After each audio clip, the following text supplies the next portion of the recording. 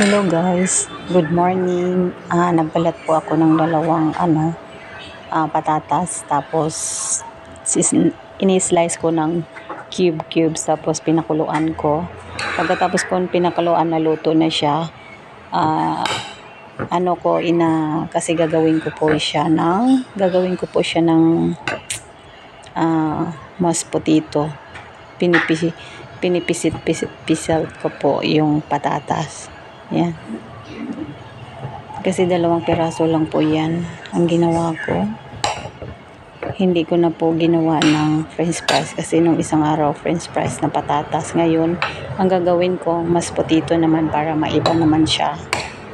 2 piraso lang po yan. Luto na po yan. Hinahalo-halo ko na po.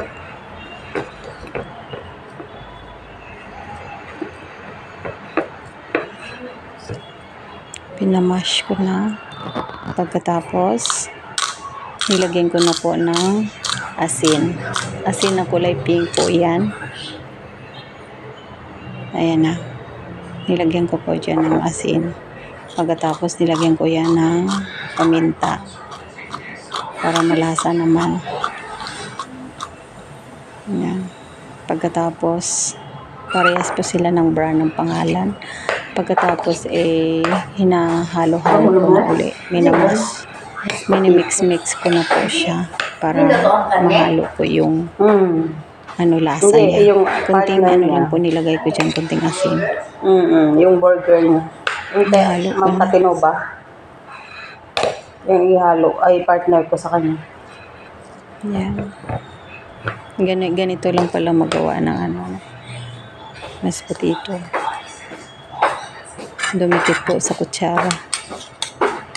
Ayan.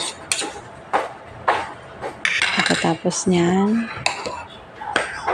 hinalo ko pa rin uli. Halo-halo para ang lasa maano sa lahat ng lasa. Pagkatapos, ako ng partner, burger stick. Yan. Ito na po yung pagkain ng alaga ko. Finished product ko. Yan na po ang mashed potato. Mashed potato at saka beef. Hinihiwa ko na para hindi siya mahirapan. At saka hinihiwa-hiwa ko para hindi na siya mahirapan. At saka buko juice. Breakfast ni JB.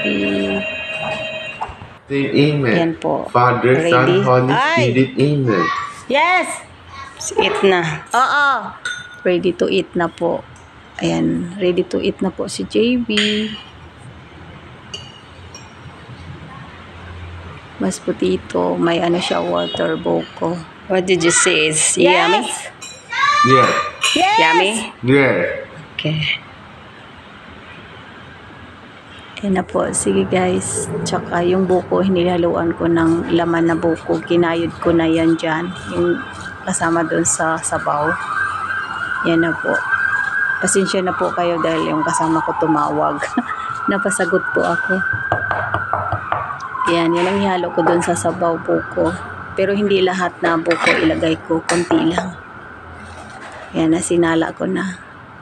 Para may sabaw naman din siya. At saka laman. Makain din yan yung laman. Yan na po. Tapos, dinagdagan ko po ng tubig ng buko dyan. Ayan. Kasi maraming laman ng isang buko. Tubig. Buko juice. Yan na po. Ready to eat na ang alaga ko. Kinayod ko pa dyan.